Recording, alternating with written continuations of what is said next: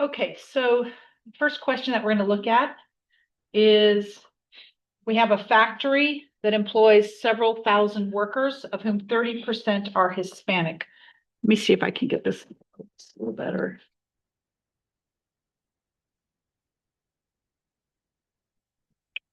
Okay. If the 15 members of the Union Executive Committee were chosen from the workers at random, the number of Hispanics on the committee would have the binomial distribution with n equals 15 and p equals 0.3. A single factory worker is selected. What is the probability that this worker is Hispanic? All right, so they're selecting 15. So think of it as 15 trials. One trial would be the selection of one candidate for the committee. And what is the probability that this worker is Hispanic? It says that out of the several thousand workers, 30% are Hispanic. So the proportion of the population would be the probability, right? So for, it's just 0.3. And that's what this little p represents, is the probability of a single trial. What is the probability that a single factory worker selected is not Hispanic? Well, either you're Hispanic or not, so you would be 0.7, and these two would have to add up to 1 because they make up the entire set of outcomes or possibilities on an individual selection, one trial. Now, they're repeating this 15 times. So the number of trials would be 15, and a success is 0.3. That's selecting Hispanic. What is the probability that exactly 3 members of the committee are Hispanic? So exactly 3. So if X is the number out of 15 that are Hispanic.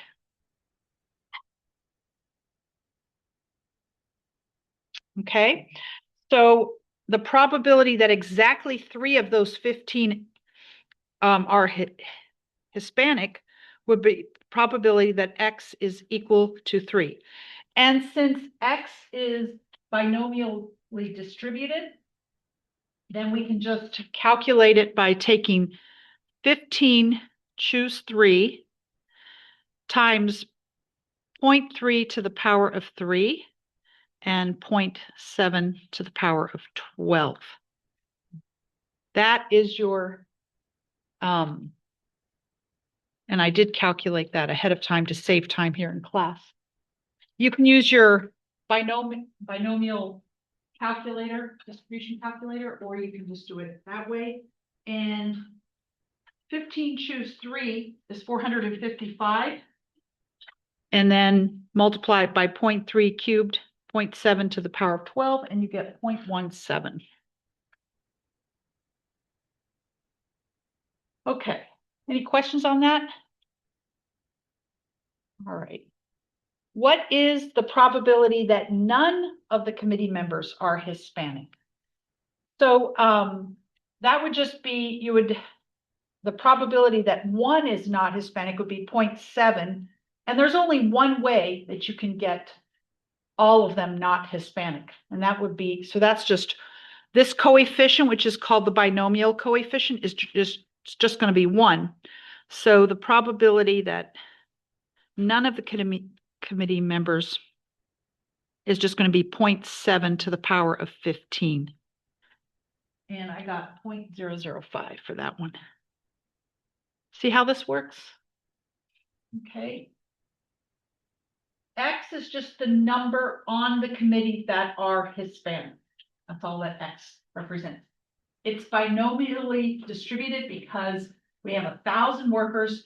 And so normally the binomial distribution, you would want to select 1 and then put it back. But because it's such a large number of people, we can assume that we could just take all 15, and that's binomially distributed.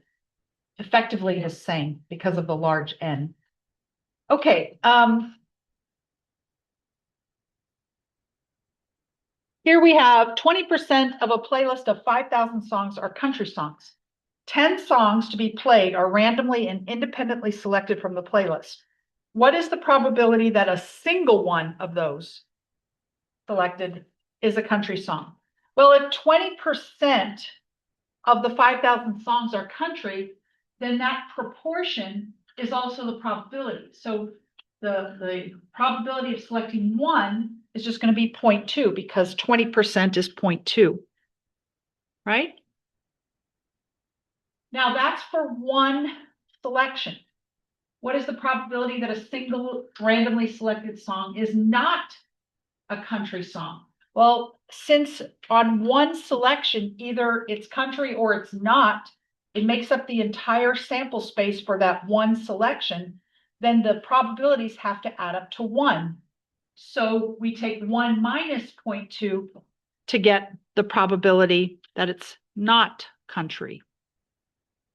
Whoops, minus 2 equals 0.8. What is the probability that exactly 2 out of the 10 songs are country songs? So 10 songs now have been selected. What is the probability? And X, of course, is the number of songs selected out of 10.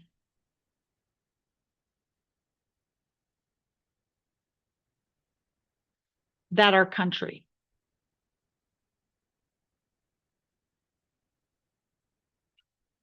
So the binomial distribution is the number of your selection out of n. In this case, n is 10 because we're selecting 10 songs. So these are outcomes. These are probabilities of individual outcomes.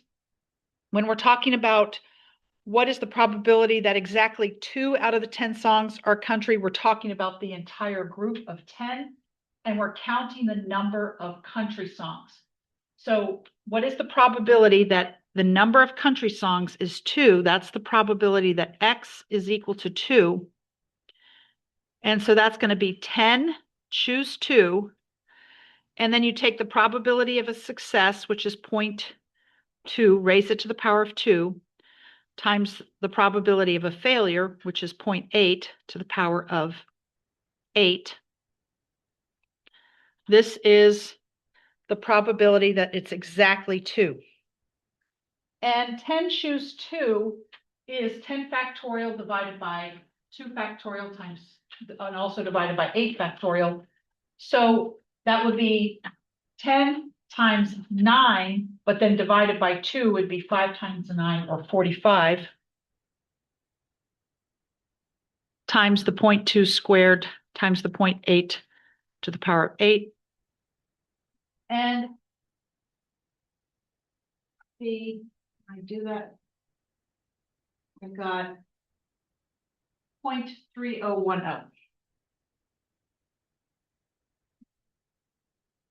Okay. And you can use your binomial distribution calculator.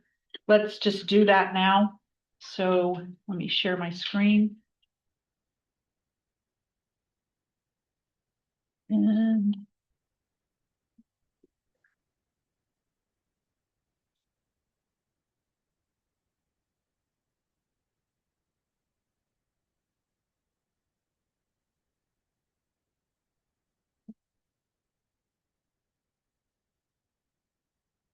so when you go into Achieve, make sure if you're looking for that calculator, it has to be in course content view. So if you have it in week outline, you're not going to see the calculator. So make sure it's in course content, and then your calculator's right there. And then we select binomial because that's the type of distribution.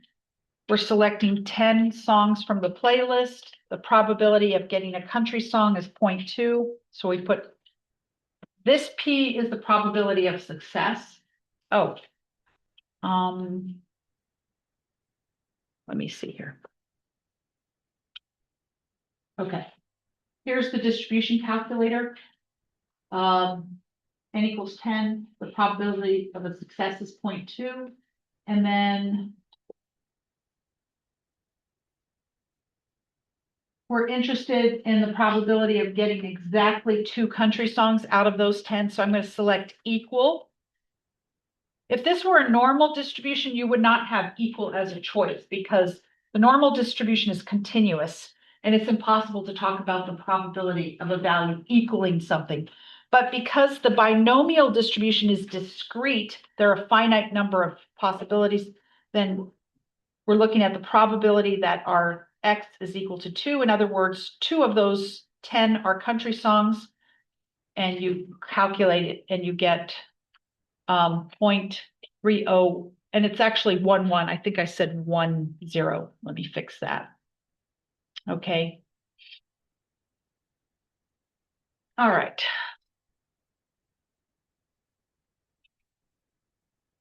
All right. What is the probability that at least one song selected is a country song? This is the opposite of getting no country songs. So since it's the opposite, you would take 1 minus the probability of getting none. Okay. And the probability of getting none is going to be 0.8 because that's a probability of a failure to the power of 10 because you're selecting 10.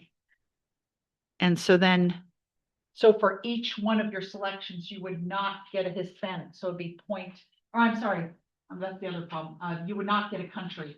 So it's 0.8. Okay, and then when you do that calculation, you get 1 minus 0.1074.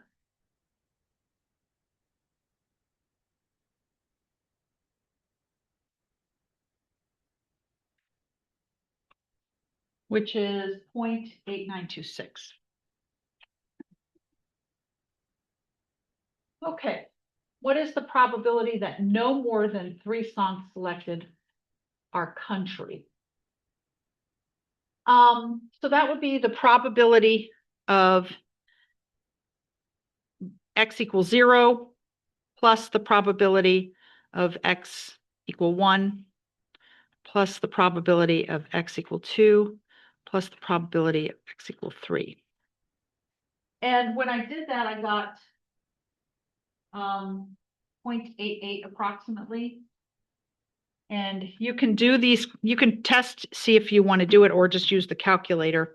Maybe let's just go and do that. So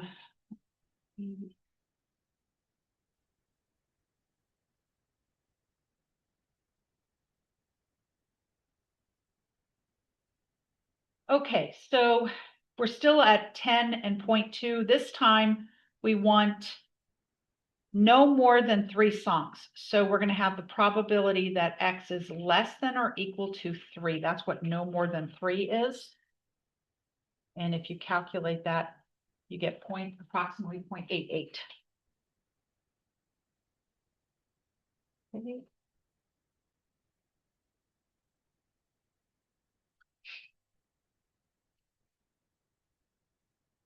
All right, any questions so far on this? Okay, moving on. So there's a trend in higher education that more women than men reach each level of attainment. The National Center for Education Statistics, which classifies all subjects as male or female, provides projections for the number of degrees earned. And here's the table. So you have associates, bachelor's, master's, doctorate, and then you have the distribution here. Now, this particular table has frequencies, not probabilities, but you can calculate the probabilities because that's just the proportion where you take the count, like say the probability that the person's female and has an associate's degree would be 653 divided by the total 3990, okay? So let's answer these questions. If you choose a degree recipient at random, what is the probability that the person you choose is a man? So the total of men are 1,657. And the proportion, which is the probability of choosing a man, is 3990. And to do that, you get 0.4153. So, all right. What is the conditional probability that you choose a man given that the person chosen received a master's degree? Okay, so now, because this is a conditional probability, the sample space changes.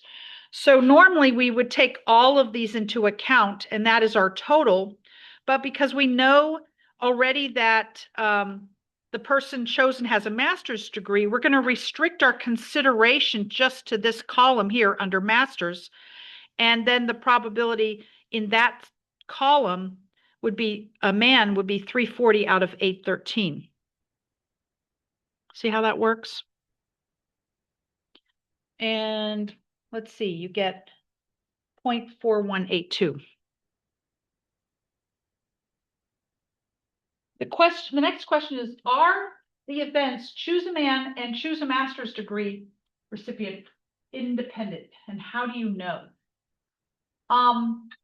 In order for them to be independent, the conditional probability has to equal the actual probability. So in other words, probability of B given A, let's say, has to equal the probability of B. In our particular situation, and that is if they're independent. Okay, in our particular situation, we are looking at the probability of choosing a man versus choosing a man given that the person received a master's. In order for these two events to be independent, these two probabilities would have to be equal, and they're close, but they are not equal. So these are not dependent. I'm sorry, independent, not independent.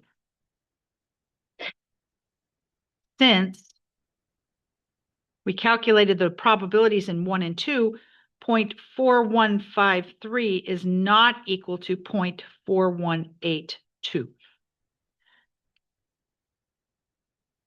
All right. What is the probability that a randomly chosen degree recipient is a woman? Okay, so the females total 2333 out of 3,990. And if you calculate that probability, you get 0.5847. What is the conditional probability that a person chosen received an associate's degree given that she is a woman? Okay, so again, conditional probabilities restrict the sample space. So instead of looking at the entire table, we are just looking now at the fact that she's a woman. So we're focused here. 653 women out of 2,330, and I said here, I meant across here. This many women and this many associate's degrees, 653 out of 2,333. So we have 653 out of 2,333. And when you calculate that, you get 0.2799. Okay. Now we're going to use the general multiplication rule to find the probability of choosing a female associate's degree recipient. Okay, so let's see. A female associate's degree recipient would be right here. She's female, she has associate's degree. That's 653. They want us to calculate it, so we're going to we could just do 653 out of now the whole distribution. We're not doing a conditional probability, we're doing an intersection. So we would divide by 3990. But they don't want us, they want to do that as a check. So we'll do that at the end. Instead, we're going to use the formula. And the formula is that you have the probability that she's female and has an associate's degree. So I'll just say F and A.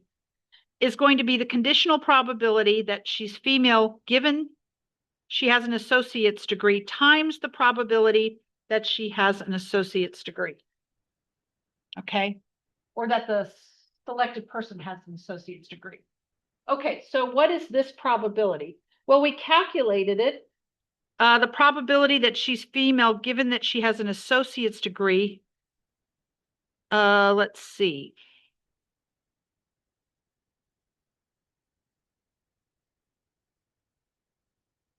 Oh, it's the reverse. Sorry, I got that. Let's do the other formula. There we go. Both are true, but that the top one is not the one I want because I'm given in the previous two problems the probability that she has an associate's degree, given that she's female. That's the 0.2799. And then we multiply that by the probability that she is a woman, and that's the 0.5847. Okay, so that gives me 0.1637.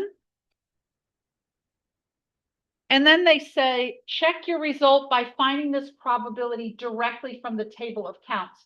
So here I use the formula and the information from 4 and 5, but now I want to do it directly from the counts. So I'm going to take 653 and divide it by the total. So this is a check. 653 divided by 3990. And in fact, you get 0.1637. Okay. These are the type of formulas that I'm going to give you for the test. You don't have to memorize them. So I will hand that out. And I think I'm just going to go ahead and allow you to do a cheat sheet if you want for this test. So just anything that you want to write on a paper like this is fine. But I'll go ahead and give you the formulas as well. So either way.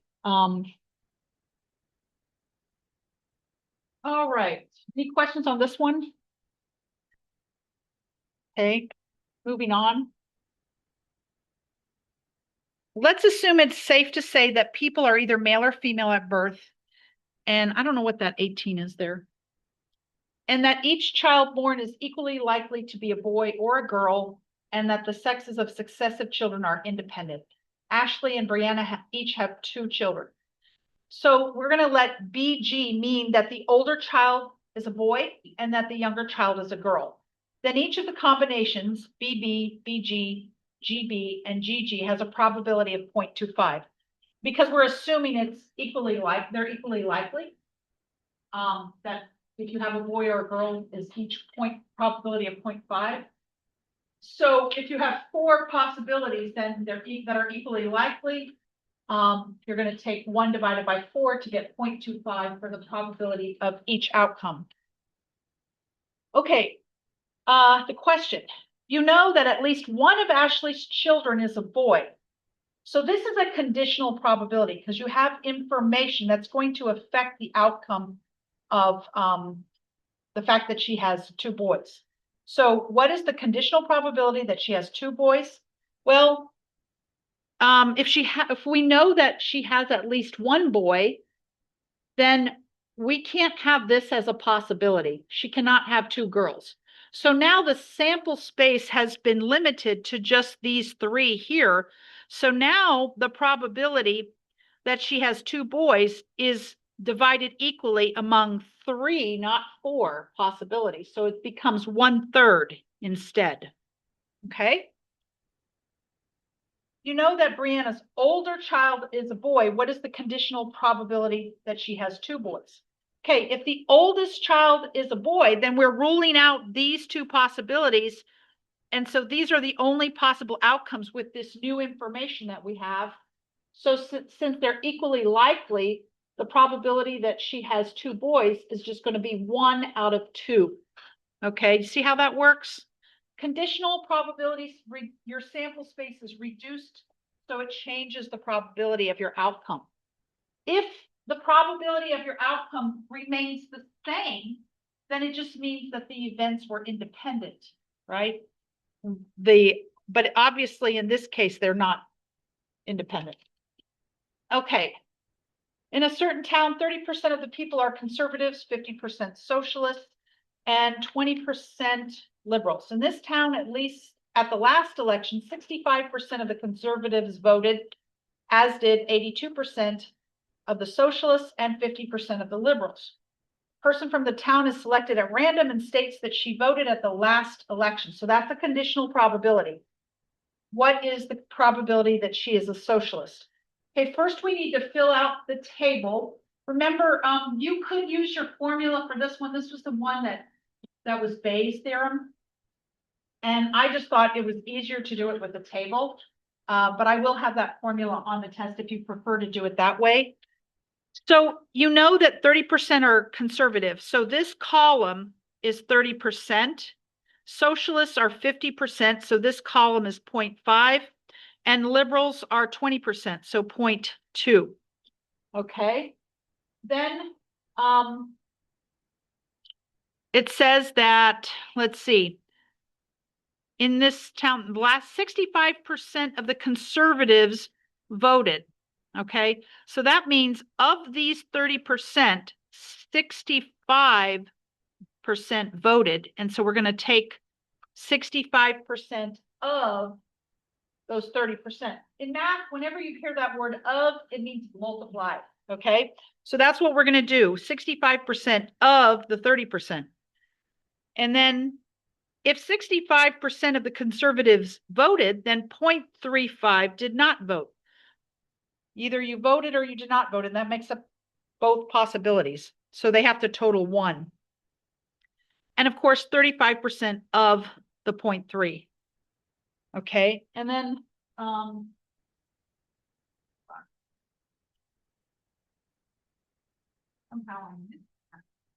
no, here it is. Okay, so it's 0.195 when you multiply those. And then it says 82% of the socialists, so we have 0.82 voted of the 0.5, and that gives you 0.41.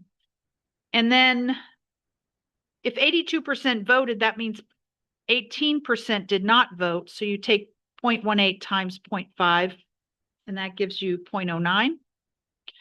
And then 50% of the liberals voted, and that means 50% did not vote. Whoops, that's supposed to be 2. Okay, these add up to 1. 50% voted and 50% did not vote. These have to be the same because we're in the liberal column and 20% are liberals.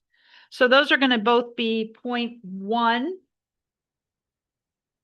And then if you add these up, you get 0.705 and here if you add these up, you get 0.295. And make sure that everything adds up to 1. So this column has to add up to 1. And then this row has to add up to 1. So now once you make sure everything adds up correctly, then you have your probabilities, and then you can answer the question, what is the probability given that she voted at the last election that she is a socialist? So that would be the probability that she's a socialist given that she voted, right? And so you're going to take the probability that she's a socialist and voted divided by the probability that she voted. Okay, so that's going to be this number, 0.41, divided by the voted total, which is 0.708 or 705. Okay, and that's going to give you 0.5849. Okay, see how that works? So make sure you know how to use these tables, either with the proportions or the probabilities or with the frequencies. Both are possibilities there. All right. Now we have an urn which contains 2 red, 3 blue, and 5 green marbles. We picked 4 marbles with replacement. and count the number of red marbles in the 4 picks. So you pick a marble, you record the color and put it back. The probabilities associated with this experiment. Now, when it says that, they're talking about the individual outcomes. What's the probability of getting red? So the probability of getting red is just the proportion. So there are 10 marbles. You've got 2, 3, and 5 all together make 10. And there's 2 out of 10. So that's going to be 0.2. The probability of getting blue is going to be 3 out of 10, which is 0.3. And the probability of getting green is going to be 5 out of 10, or 0.5. Okay. The probability of less than 2 red marbles. Now, these are the individual outcomes, red, blue, and green, for one selection. But we're talking about picking 4 marbles. So n equals 4, and this is a binomial distribution, because either you do get a red or you don't. A success would be 0.2. So X is the number of reds out of 4. Okay. So the probability that X is equal to 2 is what we're looking for down here. And that P is 0.2. That's a success. N equals 4, right? And K, which is the number here, is 2. So the probability, it's actually less than 2. All right. So let's do the distribution calculator. And,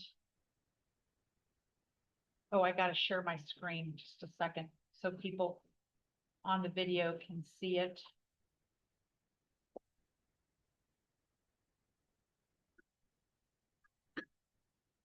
And I got to do this, juggling a lot here.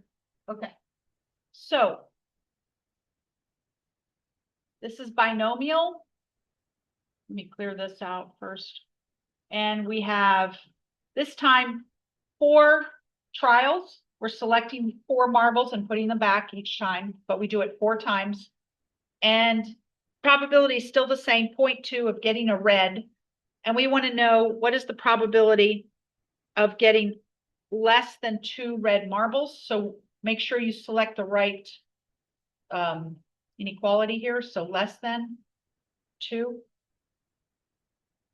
And you get 0.8192. Okay.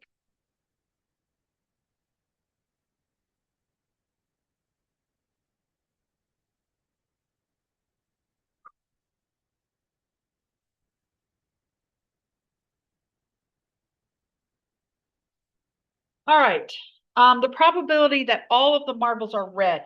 There's only one way that can happen, and that is just red, red, red, red. So that means you're just going to take 0.2 and raise it to the power of 4. In this case, the binomial coefficient is just 1. Okay. And when you do that, you get 0.0016. Any questions on that? Okay. Moving on to this next one.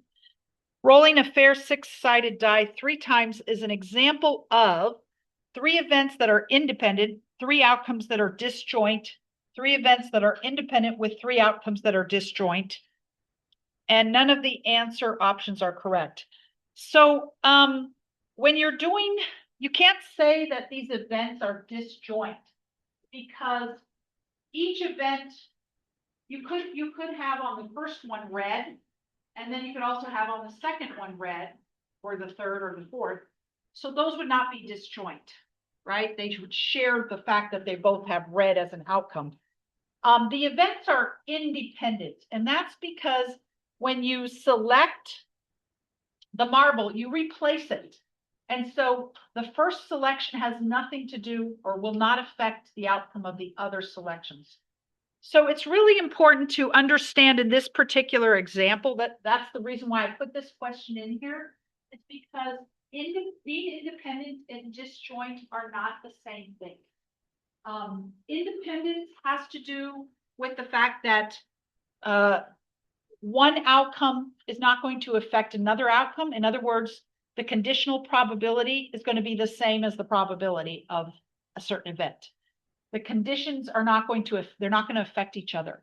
The fact that you drew one red is not going to change. Now, if you didn't put the marble back, it would change it, right? Replacement is the key word here. But the fact that you drew the one red marble is not going to affect the next one. That's what independent means, okay?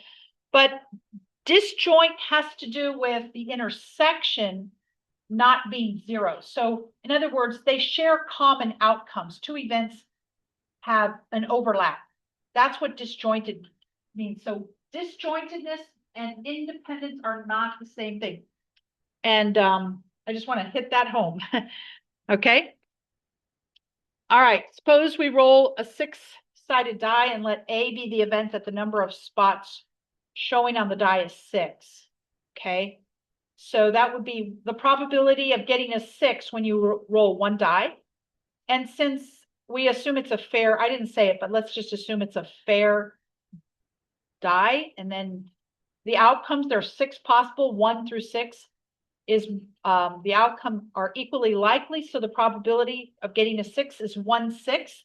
And then if you toss a coin and let B be the event that the coin comes up heads, and then you've got 1/2, right? It could be heads or tails. They're equally likely, so the odds are, or the probability is 1/2. Now we want to know the probability of A and B occurring. Because these are independent, in other words, the outcome of A is not going to affect the outcome of B in any way. We know that this is just going to be the product of the probabilities. So since A and B are independent, then the probability of A and B, I should say independent events, let's say, equals the probability of A times the probability of B. And that's just going to be 1/6 times 1/2, which is 1/12.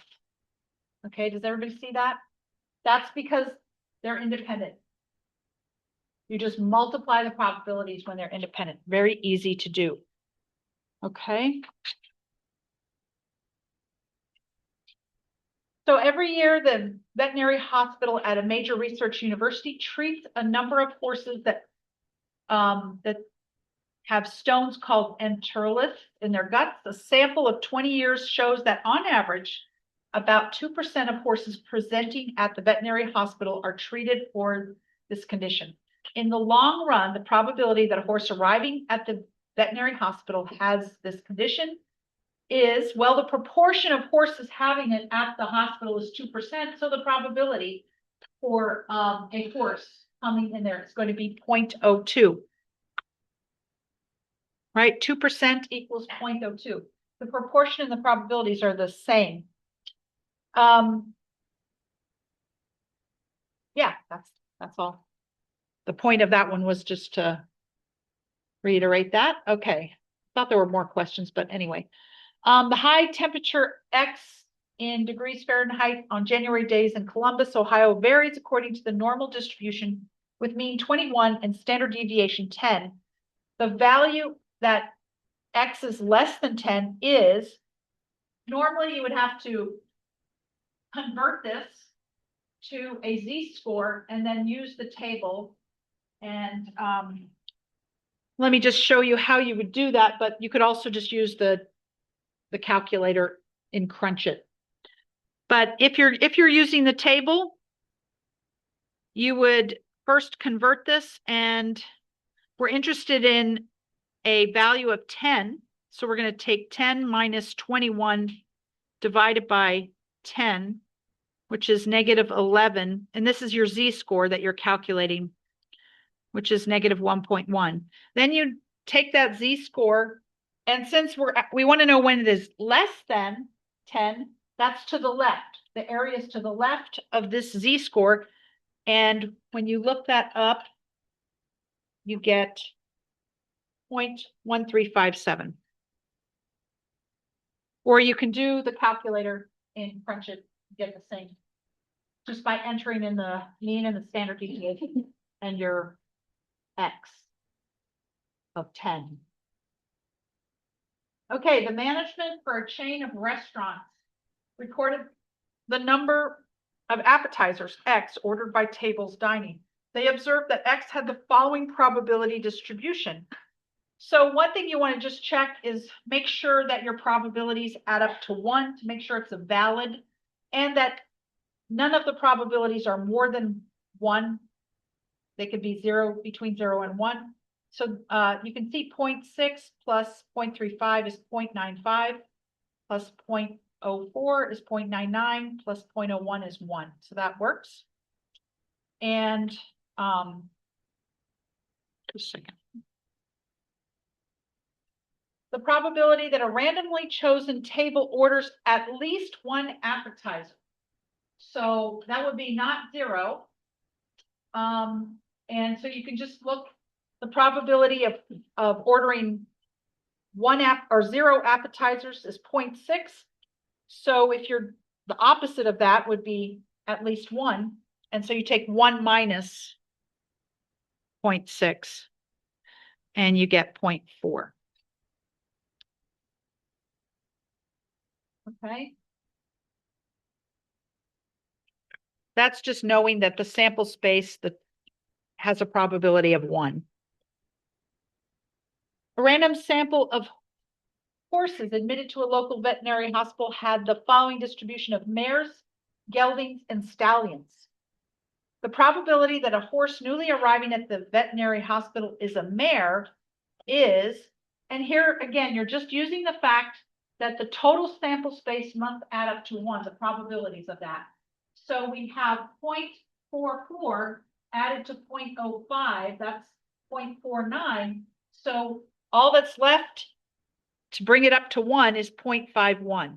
So the mares have to be 0.51 in order to be a legitimate probability distribution. The probability that a horse newly arriving at the veterinary hospital is a gelding or a stallion, which is a male. Okay, because they can't be both at the same time, and this is the entire sample space, they are disjoint.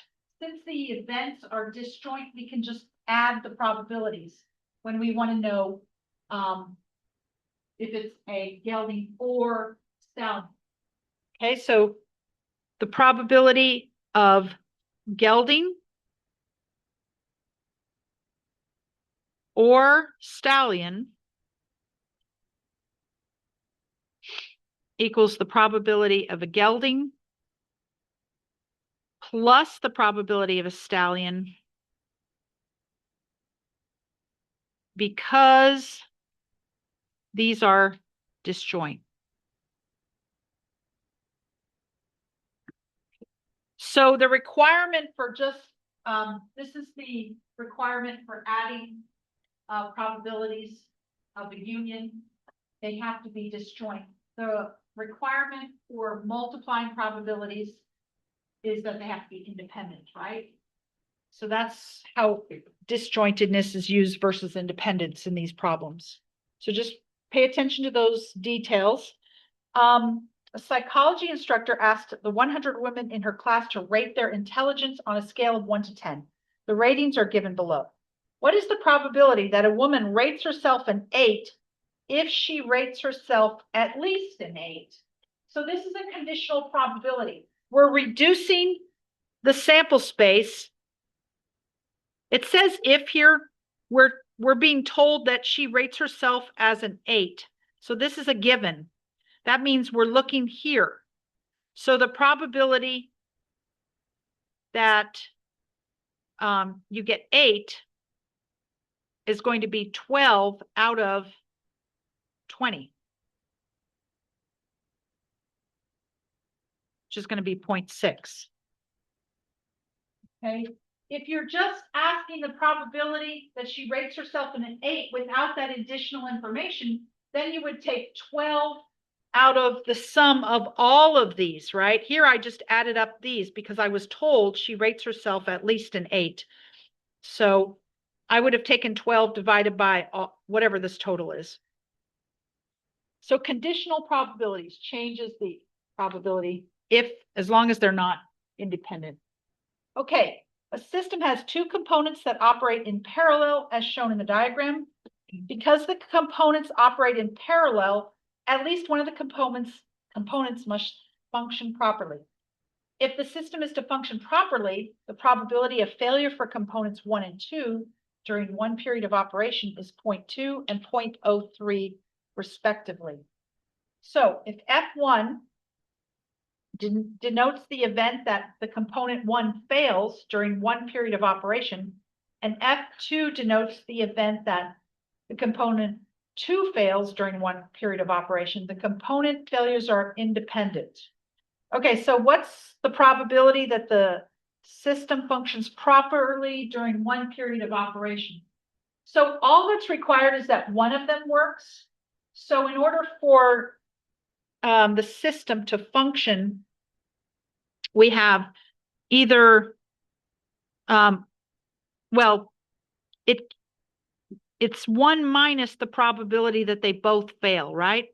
F1 and F2. They both fail.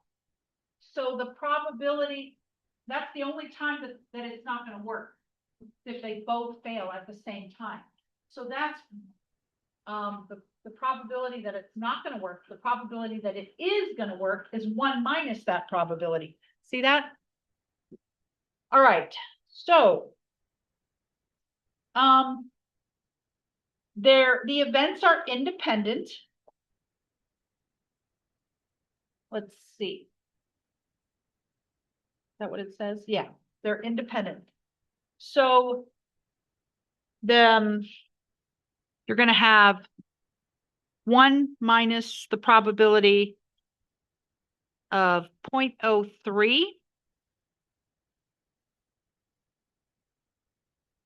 times 0.2. I think I had them backwards, but anyway. And that's going to be 0.94. Because it's 0.06. So it's going to be 0.94. Okay.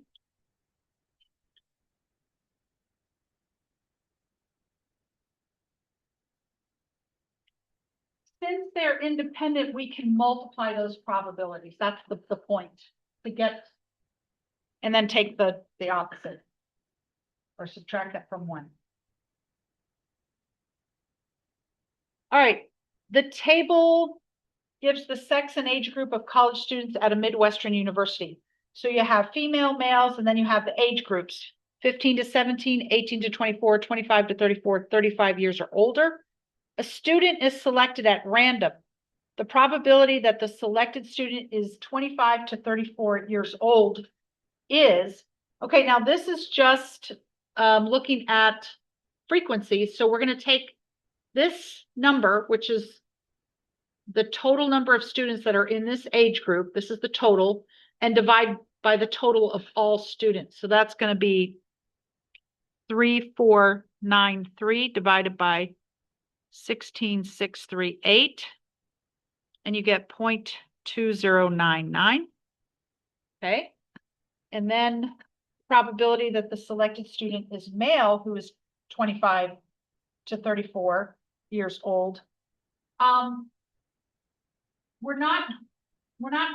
This language is difficult, okay? So I want to point it out. He's male, and he's also 25 to 34.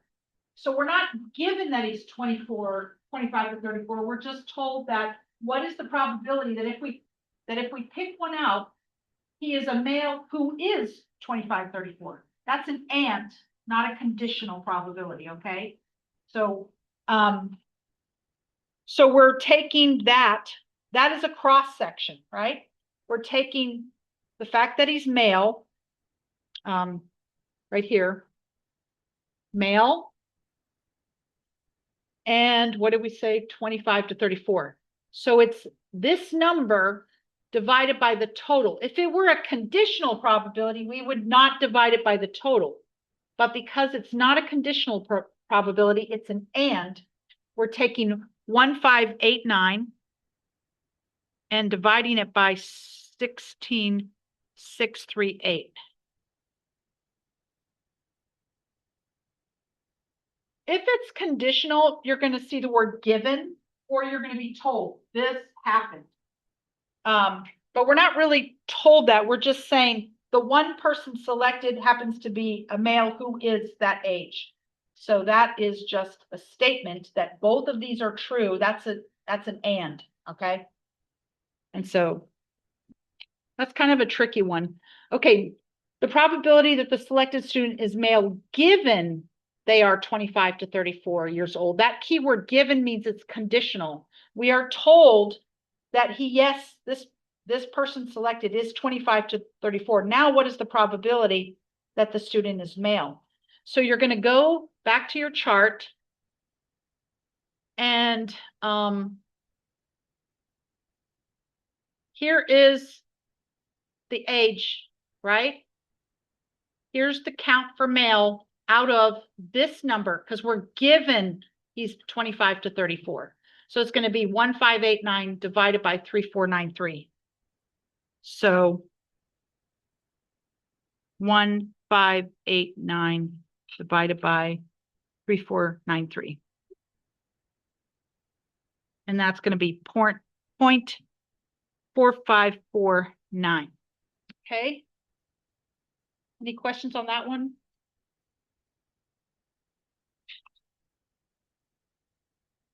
All right. I just want to review the general addition and multiplication rules. Okay. So, number one, events A and B are independent with probabilities 0.3 and 0.4 respectively. What is the probability that they both happened? Because they're independent, we just multiply the probabilities. So it's going to be 0.3 times 0.4, which is 0.12. Okay. If the probabilities are not independent, in other words, the condition that the probability of A given B is 0.5, then you have to use the fact, okay, what is the probability of A and B? It's the probability of A given B times the probability of B. So you'll have these formulas, but the last two are always going to match. That's how I remember the formula by heart. And then you're just going to take the conditional probability of 0.5 and multiply it by the probability of B, which is 0.3. So you get 0.15. Okay. Now, if A and B are disjoint, such that the probability of A is 0.25 and the probability of B is 0.34. In other words, the events don't have any outcomes in common. There's no overlap with the events. So the intersection is 0. Then you just add the probabilities.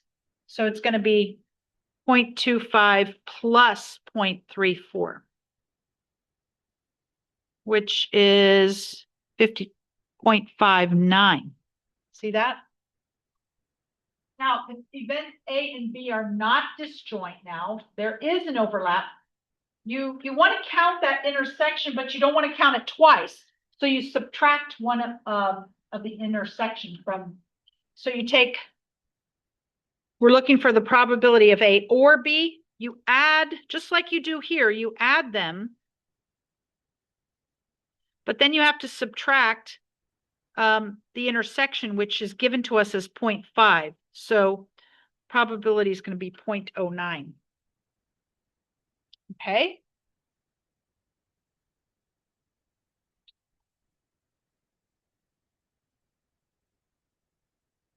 A local veterinary clinic typically sees 15% of its horses presenting with West Nile virus. If 10 horses are admitted during July, what is the probability at least one of the 10 horses has been infected with the West Nile virus? So any given horse is a 15% probability or 0.15 probability that they have the virus. You're doing 10. They're probably independent, although in a real world, probably not, because if the veterinary is in an area, then the virus is probably spread out there among all the horses in that area. But for the purposes of this course, we can't go into that. So we're just going to assume that they're all independent. And so that would mean a binomial distribution. At least one means that none of them have it, or the opposite of none of them having it is at least one. So you calculate the probability that none have it, and that would be 0.85 to the power of 10, and then you take 1 minus the probability of that for at least one of them. And that would be, what did I get? I did that, 0.8031.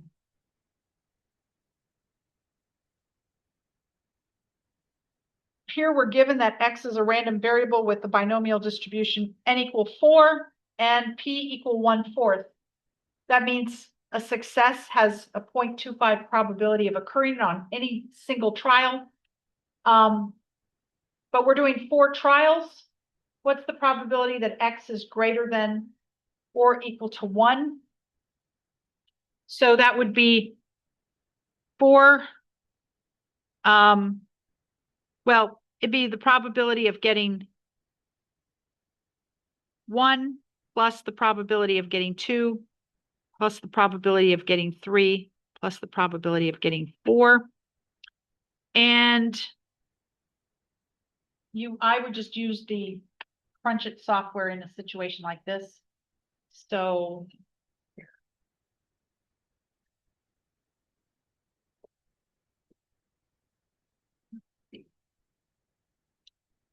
share my screen. Switch it over. There we go.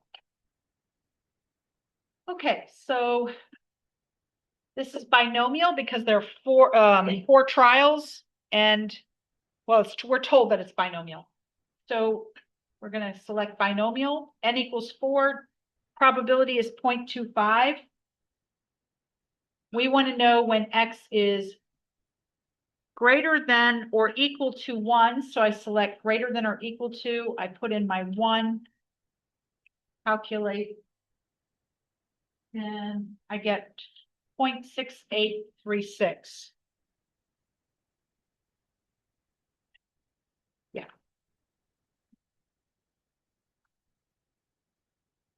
By the way, I think a lot of these problems, I did these by hand because I was just curious how this calculator, and you would think, because some of my answers came out exactly, and this one's off a little bit, not enough to really matter, but I was just curious about that. You would think they could just put the calculation in there. Maybe there's some rounding error there that's entering into this, but it's pretty close. Okay, moving on. A college basketball player makes 80% of his free throws. Assume the free throws are independent. So then you can multiply the probabilities and you can use the binomial distribution. The probability that he makes exactly 3 of his next 4 free throws is, okay, so n equals 4, because that's how many trials he does. He's throwing the ball 4 times. Each throw is a trial. He has a probability of successfully making the shot. That's 0.8 because he makes 80% of his free throws.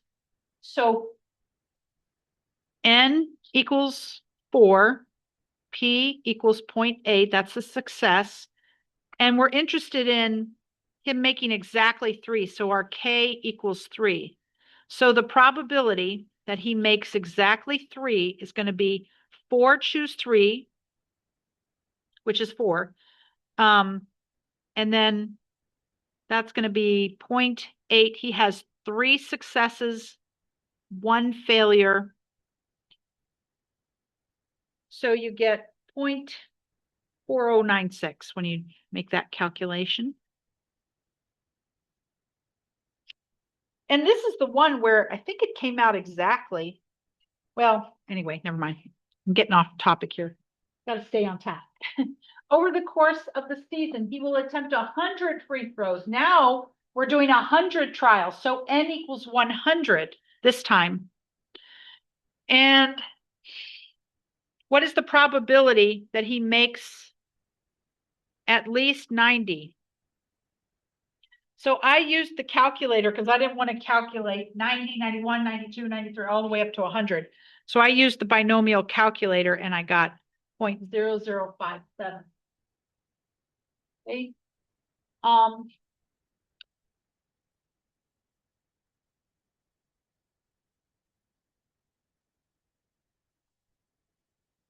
20% of American households own 3 or more cars. A random sample of 144 American households is selected. Let X equal the number of households selected that own 3 or more cars. And this is binomial. 20%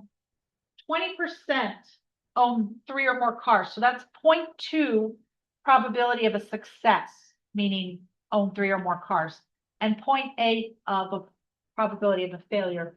N equals 144. So the population at large is large enough that you can assume that these are independent.